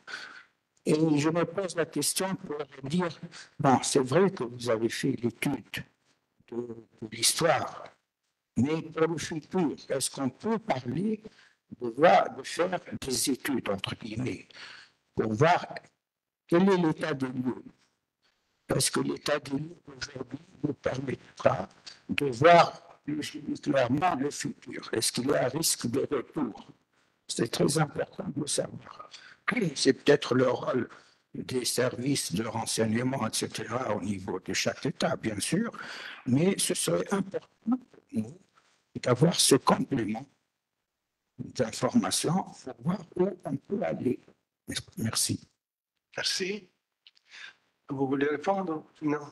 Ce n'est pas le sujet. Allez-y.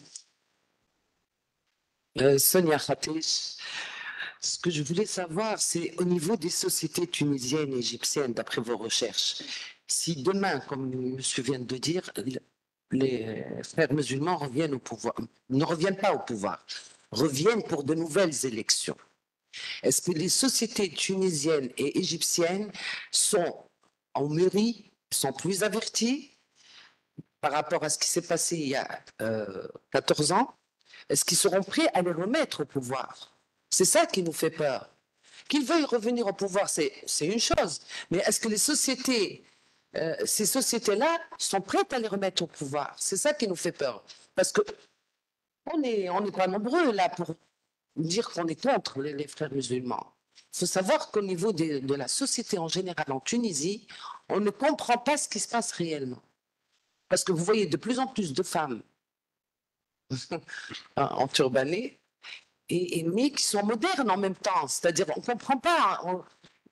La société a très mal évolué. À nos yeux, hein, la société a très mal évolué, elle a beaucoup changé. Le visage de la société a beaucoup changé. Et les quelques frères musulmans, entre parenthèses, qu'ils ont évincés, qu'ils ont mis en prison, qui sont partis à l'étranger, ont laissé d'autres qui sont devenus une nouvelle, soi-disant, élite tunisienne. Quand on les voit, ils ont pris la place de l'ancienne élite bourgeoise, vous savez, il ne faut pas croire, hein, et qui sont là avec beaucoup d'assurance et d'arrogance, mais on ne comprend plus, on ne comprend pas ce qui se passe en Tunisie au fond. On ne comprend pas. On ne sait pas si c'est un pays qui est devenu conservateur ou si c'est l'ancienne Tunisie, on ne sait plus ce qui se passe. On est plusieurs... Il y a plusieurs parties de la société qui n'arrivent plus à s'entendre entre elles. Et c'est ça qui fait peur, c'est qu'on a peur que demain, s'ils veulent revenir aux élections, qu'ils soient élus à nouveau. Deux questions qui se ressemblent beaucoup. Se ressemblent peut-être, mais... Oui, mais c'est... Ouais. La question se pose, vous avez raison. Oui, on a peur que... Hamad, il veut répondre. C'est ça? Vas-y, Hamad. شاركت في الكتاب donc j'ai participé au livre.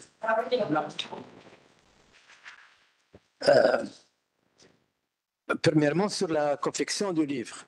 Je pense que la manière avec laquelle le livre a été confectionné est très bonne parce qu'elle permet justement à un livre écrit à plusieurs mains d'être lisible. Les ouvrages collectifs où il y a chacun un chapitre ne sont pas lisibles. Et on sait que chacun va aller photocopier le chapitre dont il a besoin. Et puis après, quelle importance qu'il n'y ait pas notre nom, premièrement, à la couverture du livre. Juste pour la petite histoire, pour la petite anecdote, Sarah et Vermenhen m'ont demandé à ce que je sois la troisième personne qui dirige le livre. Je ne sais pas grave, l'essentiel c'est que le livre se fasse. Donc, c'est une question qui n'intéresse que les académiciens, la confection des livres. Les gens l'ont lu et ont apprécié qu'il y a quelque chose où il y a des équipes qui ont été constituées par des autochtones. Nous ne sommes pas seulement un objet du savoir. Nous sommes capables de produire du savoir sur nous-mêmes. Et le premier chapitre de ces livres, c'est sur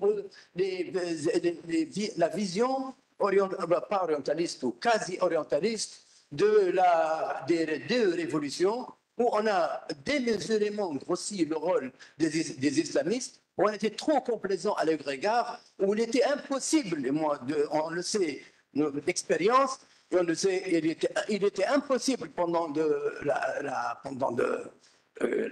quelque temps de pouvoir critiquer les islamistes ou de pouvoir émettre des réserves. Et le livre a été écrit bien avant leur chute, de façon autoritaire d'ailleurs et contraignante et non démocratique. Donc, comme elle l'a dit, en 2020, et que ça corresponde avec le fait qu'aujourd'hui nous ne sommes plus au pouvoir ni en Égypte ni en Tunisie, est strictement fortuit. Ça n'a pas de rapport avec ce qui se passe en ce moment, ici essentiellement. Pour l'Égypte, ça a été fait très vite. Pour la comparaison, je ne vais pas être lent parce que je ne vais pas faire une intervention. Chers camarades, les configurations sont différentes, mais c'est ce qui fait l'intérêt de la comparaison. Si vous me ressemblez au point de vous assimiler à moi, quel intérêt vous aurez en étant à nous comparer? On ne compare que ce qui est différent. On ne compare pas ce qui est semblable. Maintenant, pour vous, je suis tout à fait d'accord avec vous. Franchement, je n'ai pas relu le livre parce qu'effectivement, il y a ce qu'a oublié Sarah de dire, c'est que le livre nous a été aussi envoyé, donc nous l'avons lu, nous avons apporté nos corrections. C'est pas on leur a donné une matière et faites ce que vous voulez. Nous étions contributaires dans l'écriture, dans le sens que nous avons aussi participé à la rédaction de façon indirecte, mais c'est eux qui effectivement ont écrit le livre. J'ai oublié, peut-être elle me corrigera. Mais vous avez raison, la responsabilité de ce qui arrive n'est pas imputée uniquement aux islamistes. Il y a une part des élites sécularisées qui ont coopéré à raison ou à tort, ce n'est pas le débat, mais qui portent également une part de responsabilité dans ce qui nous arrive aujourd'hui. Je ne sais pas si dans le livre, il y a une critique de ce qui a été fait après la chute des islamistes, mais ce n'était peut-être pas l'essentiel du livre. L'essentiel du livre, c'était comment les islamistes, vous savez, quand vous avez un objet du savoir, si vous le démultipliez, il s'effiloche. Alors, on ne saura plus si c'est un livre sur les islamistes, ou sur la révolution, ou sur la transition, ou sur l'échec des hommes, ou sur la... Focaliser sur un objet particulier, les deux islamismes au pouvoir, est largement suffisant, mais je suis d'accord avec vous sur la co-responsabilité des élites sécularisées. Et elle l'a dit de façon indirecte quand elle a dit que les intellectuels en Égypte, les islamistes en Égypte n'ont pas trouvé d'alliés quand ils ont pris le pouvoir. Ici, ils ont trouvé des alliés. Maintenant, et je termine là, ceux qui pensent que les islamistes vont revenir, ils vont revenir, bien sûr. Ceux qui pensent qu'ils vont les éliminer par la violence et la contrainte, vous voyez où nous en sommes.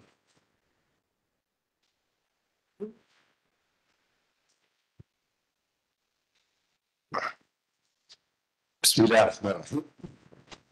سامحوني باش نتكلم بالعربي ما نسيتش ندور اللي كنا توانسه نجموا نفهموا بعضنا باش نجم نعبر اكثر. نشكرك على تقديم الكتاب الساعه. نقدم روحي، اسمي جلال بدر، كنت استاذ تعليم ثانوي متقاعد الان ونتابع في الشان العام.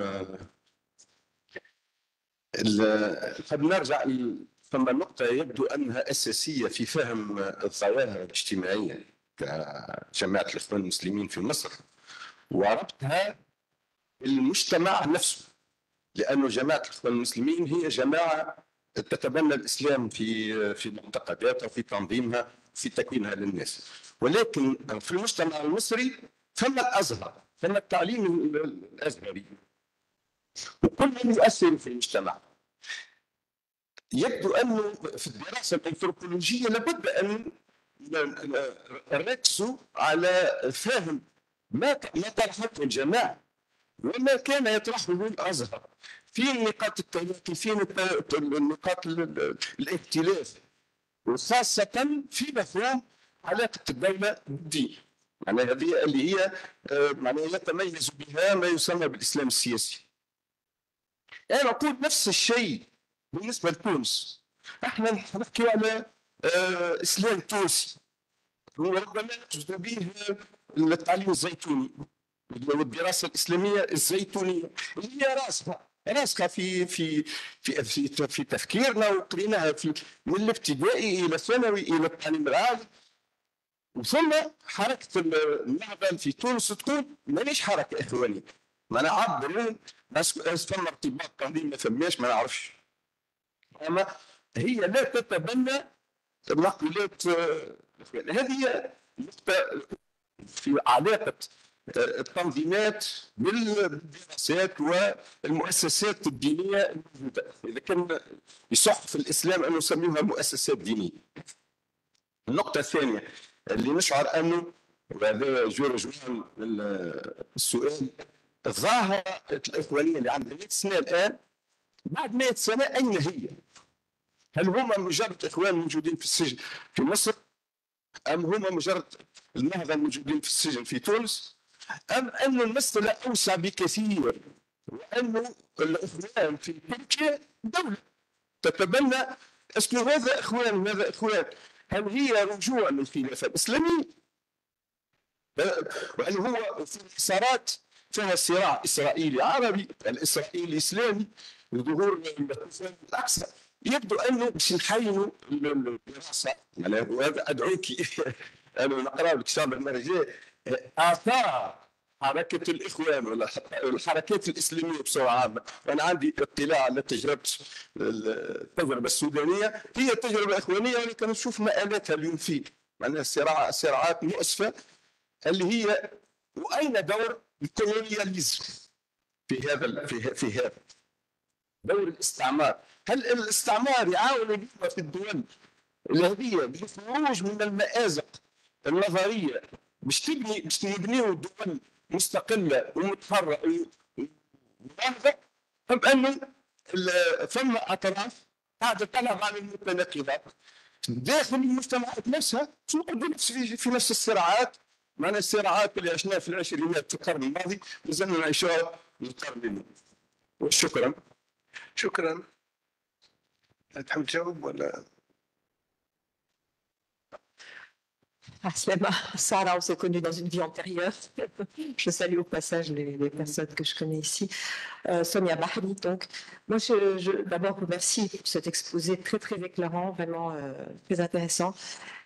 Et c'est avec un très grand plaisir que je lirai ce livre, bien entendu, dont j'avais déjà entendu parler par Mustafa Hadid. Moi, j'ai une question un petit peu périphérique, mais tu avais parlé tout à l'heure des intellectuels, du fait qu'ils avaient été écartés.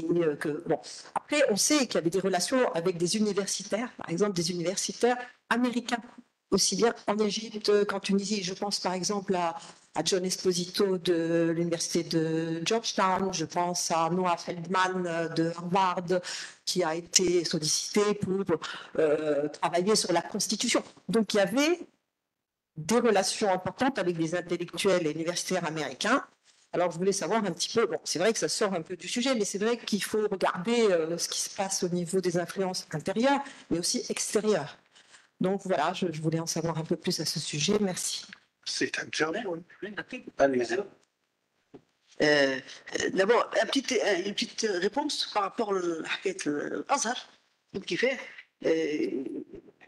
ce que vous avez observé est très intéressant. L'Azhar, notamment la direction de l'Azhar, قلبت على الإخوان. وقت الإخوان كانوا في الحكم. Pour des questions de nationalisme. هذه حاجة الأولى. الحاجة الثانية, l'Azhar en tant qu'université. Les frères musulmans sont très importants pour l'Azhar, l'université. ثالث حاجة, aussi bien les frères musulmans que les Azhar eux-mêmes, d'une certaine manière, ils ont été travaillés par la salafisation, la wahhabisation liée à l'Arabie Saoudite. فهمتي فيه وقت الواحد يتكلم على الاسلام تونسيان الاسلام افريكان الاسلام تاع زمان تاع الزوي نتاعنا ولا في افريقيا الاسلام des marabouts mais il n'existe quasiment plus. Il n'existe quasiment plus, pas simplement en Tunis, mais parce qu'il y a eu cette avancée de la salafisation de l'islam partout dans le monde, qui fait que les islams traditionnels particuliers à chaque pays n'existent plus. Il suffit de voir maintenant les Soudanais, avec le voile islamique, etc. C'est une autre manière de pratiquer l'islam. Donc il y a des phénomènes encore plus importants que les frères musulmans eux-mêmes. C'est la question du salafisme, etc. Par rapport à la question de Sonia, c'est très important ce que tu dis, la Sonia. Il faut à tout prix mettre dans l'analyse le poids des questions des relations étrangères. Et en effet, les Américains, à partir de 2000, après l'Irak, après tout ce qui s'est passé, ils ont misé sur cette affaire les islamistes modérés qui vont, eux, combattre les islamistes violents. Les islamistes modérés, ils ont conforté les islamistes violents. C'est ça. Et notamment Esposito, là, dont tu parles. C'est juste. Oui, monsieur. كمال الساكري باحث في الاسلاميات بصفه عامه والاسلام السياسي بصفه خاصه. بعد ودي عرفنا نوعا ما تطور الفكر الاخواني. حسن البنا في مصر سيد قطب تفكير عنيف دموي. بعدين مع الغنوشي نشوف الديمقراطيه والحريات حقوق الانسان البرقه رغم الخطاب هذا المزدوج في تقديري النتيجه واحده الفشل في تونس وفي غيره وحتى في الجزائر قبل كان المفروض نذكروا الجزائر ايضا اول ما جربوا الجزائر. وبالتالي اعتقد ان الخطاب الاخواني ثنائي ومخادع ومفصل. هذه واحده. هل ثم خصوصيات لتونس تختلف على مصر وبالرغم من ذلك النتيجه واحده؟ احنا نعرفوا ان المرجعيه العليا بالمعنى الشيعي للفكر الاخواني هي في مصر. حتى في دراسات احنا في تونس كي نبحثوا ديما المرجعيه احسن المبنى سيد قطب واخرين قراب. وفي نفس الوقت في الموجه الثانيه الموجه الجديده نتاع حقوق الانسان والحريات ولا الغنوشي هو المثال للاتراك. ولكن معناها نلفت الانتباه راهي مجرد خدعه وتلاعب باللغه في الممارسه. الاخوان هنا في مصر هنا في الجزائر ونرى فيهم كمان في سوريا. شكرا. شكرا. عندك جواب؟ Fawzi Manouia. Voilà, le constat d'échec est là, évidemment, concernant à la fois l'Égypte et la Tunisie, mais sauf que les causes restent essentiellement endogènes au système des frères musulmans. Et je crois que la question fondamentale est là. Comment un système aussi réduit, au fond, a eu cette opportunité de prendre le pouvoir aisément, alors qu'il n'est pas prédisposé à cela. Donc, en fin de compte, il n'y avait pas de vis-à-vis. L'échec est dans l'alternative, effectivement, du mouvement qui est le mouvement progressiste, etc. La lacune est là. C'est lui qui était en retrait pour laisser la place à ce mouvement qui n'est pas prêt à prendre le pouvoir. Et en plus, jusqu'à maintenant, l'échec n'est pas dû essentiellement à sa position ou à son apport. Même si en Égypte, effectivement, les intellectuels ont joué un rôle important, et uniquement pas les militaires, mais j'aimerais bien rectifier aussi vis-à-vis de la Tunisie, les militaires n'ont jamais été absents. En Tunisie, les militaires n'ont jamais été absents. Faibles, peut-être, mais jamais absents. Merci. Une réponse à cette question? S'il n'y a pas d'autres questions, je vous remercie pour votre présence et pour le débat. Je remercie nos collègues, bien sûr, Sarah et Mohamed Karou pour cette pour ces exposés intéressants. Et je vous invite à une réception après cette séance. Merci. Merci beaucoup.